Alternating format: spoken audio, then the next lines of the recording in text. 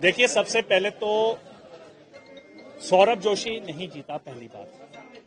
Bharatiya Janata party के वो सैकड़ों कार्यकर्ता जो बूथ लेवल पे काम करते हैं, केरल जैसी विपरीत परिस्थितियों में काम करते हैं, अरुणाचल जैसी विपरीत परिस्थितियों में काम करते हैं, जम्मू कश्मीर के सरहदी इलाकों में जो काम करते हैं, आज उनके आशीर्वाद से उन बूथ कार्यकर्ताओं के जो दिन रात लोकहित में जो काम करते हैं, भारतीय जनता पार्टी के सैकड़ों कार्यकर्ताओं के दम पर आज हमने ये 3 पद जीते।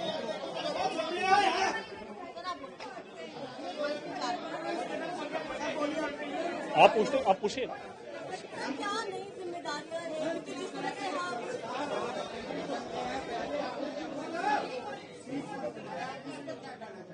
देखिए, पहले तो मैं सर्वप्रथम जो मैडम का सवाल है मैं उसमें जवाब देना चाहूंगा कि सैकड़ों कार्यकर्ता जो हमारे दिन रात जो विपरीत परिस्थितियों में काम कर रहे हैं। दूसरा, शेष नेतृत्व। आप देखिए, भाई नरेंद्र भाई मोदी जी जिस प्रकार 14 वर्षों से निरंतर दिन रात अपने परिवार को भूलकर, अपनी माता के मृत्यु को भूलकर जनता की सेवा जो कर रहे थे, आज उसका फल चंडीगढ़ की जनता को मिल रहा है कि आज भारतीय जनता पार्टी तीनों सीटें जीत रही है। दूसरा, हमारे शेष नेतृत्व, नितिन नबीन जैसे हमारे राष्ट्रीय अध्यक्ष जी को चुना गया, एक आम कार्यकर्ता से सीधे राष्ट्रीय अध्यक्ष चुना गया, और वैसे ही सौरभ जोशी को एक आम कार्यकर्ता को इस पद पर बिठाया गया। तो ये सिर्फ भाजपा में ही मुमकिन है, ये सिर्फ भारतीय जनता पार्टी कर सकती है, ये कोई और पार्टी नहीं कर सकती। अगर आप कह रहे हैं कि सौरभ जोशी का संघर्ष नहीं था, ये कार्यकर्ताओं का संघर्ष है। ये उस समय का संघर्ष है, ये 1925 से संघर्ष चला हुआ है, ये देश के आजादी से पहले संघर्ष चल रहा है। चाहे भारतीय जनसंघ थी, जब दीपक का निशान हुआ करता था और तब मजाक उड़ाया जाता था कि तेल खत्म हो गया दीपक का, और जब भारतीय जनसंघ ने विलय किया था जनता पार्टी के साथ, जब मूवमेंट खड़ा हुआ था, जेपी आंदोलन शुरू हुआ था, तो भारतीय जनसंघ ने सोचा कि हमें पार्टी से ऊपर देश हित में सोचना है, तो उन्होंने अपनी पार्टी को खत्म किया था और हमने जनता पार्टी में विलय किया। और विलय करने के बाद हमें लगा कि अब ये जनता पार्टी जिन मुद्दों में इकट्ठी हुई है वो देश हित में काम नहीं कर रही, तो उसके बाद हमने भारतीय जनता पार्टी का पुनर्निर्माण किया। और जिस समय पार्टी जब बनी थी उतना ही मेरे वर्ष हो चुके। 1980 में भारतीय जनता पार्टी का निर्माण हुआ, उस समय मेरे 1979 का मेरा बर्थ है, तो आज पूरे 46 वर्ष इस पार्टी को काम करते हो गए, भारतीय जनता पार्टी को, जनसंघ को।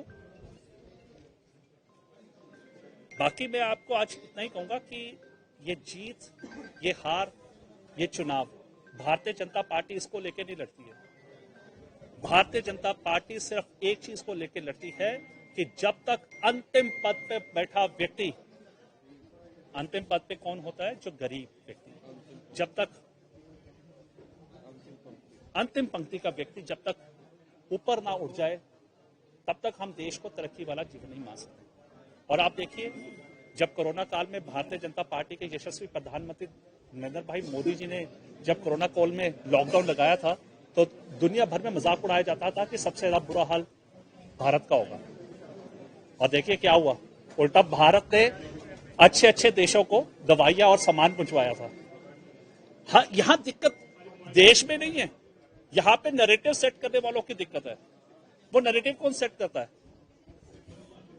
विपक्षी पार्टी के क्या रह गए जो कहते थे कि जिन्होंने आजादी दिलवाई है, आज उनके देश भर में कितने प्रदेशों में सरकार रह गई। दूसरा, आज जब आप लोकसभा में जाते हैं तो उनके कितने मेंबर ऑफ पार्लियामेंट रह गए? मात्र वो तो एक बस में भर के आ सकते। वो सिर्फ नैरेटिव सेट करने के लिए काम करते रहते हैं। लेकिन हमें अच्छा लगता है कि जिस प्रकार वो नैरेटिव सेट करते हैं, हमें उतनी ऊर्जा मिलती है देश हित में और लोगों के काम करने के लिए। मैं फिर से एक बार अपने चंडीगढ़ के प्रदेश अध्यक्ष, देखिए अभी उन्होंने मेरे गाल खींचे थे, मेरे बड़े भाई की तरह। कहां चले गए अभी? जतेंद्र मल्होत्रा जी गाल इसलिए खींचे थे क्योंकि बचपन से हम बड़े भाई की तरह उनको माना। संजय जी खींच रहे थे, बबला जी खींचे थे, भट्टी जी खींचे थे, ये सब बचपन से हम लोग काम करते आ रहे हैं। मुझे याद भूलता नहीं है जब जस्टिस डीवी सहगल जी को यहाँ चुनाव लड़ाया गया था 1989 में, तब मैं पहली बार बूथ में बैठा था। मेरी उम्र कितनी थी? 10 साल। भट्टी जी उस समय जवान हुआ करते थे। अब संजय जी चले गए, अब मल्होत्रा जी चले गए, तो ये गाल इसलिए खींचे थे, हम पुरानी यादें ताजा कर रहे थे कि हम उस समय 10 वर्ष की आयु में, जब मैं जस्टिस डीवी सहगल जी ने लोकसभा का चुनाव चंडीगढ़ से लड़ा था, तब पहली बार मैं बूथ पर बैठा था।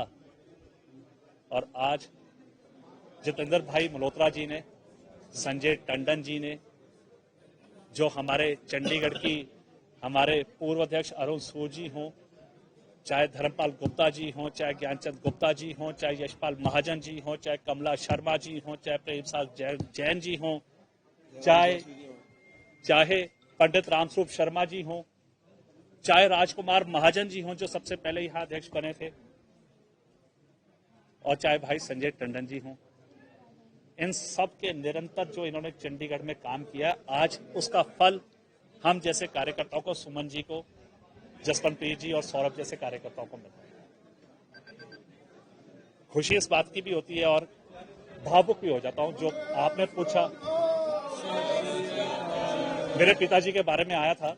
पिताजी मेरे पूर्व अध्यक्ष रहे यहाँ चंडीगढ़ में 1991 से 93 तक के बीच में। वो उस समय गरीबों के लिए काम किया करते थे। तो इन लोगों को देख के मैं बड़ा हुआ हूं। जितने भी यहाँ ये जो सारे हमारी पार्टी खड़ी है,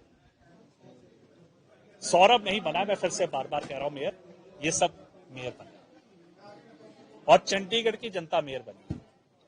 अब मुद्दे की बात पे आएंगे। अब मुद्दे की बात यह है कि मैं ऑफिस में आप लोगों को कब मिलूंगा, क्योंकि मुझे करनी है चंडीगढ़ की जनता की सेवा।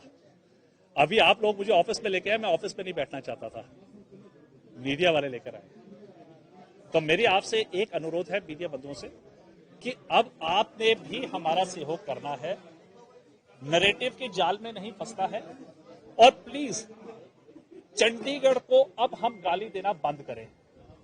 आप एक बात तो मानते होंगे कि चंडीगढ़ जैसा शहर पूरे देश भर में कहीं नहीं है। आप खड़े पेड़ को बार बार अगर गाली देते हैं तो वो भी सड़ जाता है। तो अब चंडीगढ़ को हम नेगेटिव बातें ही बोलेंगे, अब चंडीगढ़ के बारे में हम पॉजिटिव बातें करेंगे। अब चंडीगढ़ की पॉजिटिव बातें क्या है कि चंडीगढ़ एकमात्र ऐसा शहर है जहां पे सबसे ज्यादा हरियाली है। चंडीगढ़ में साक्षरता 100% है, साक्षरता 100% है।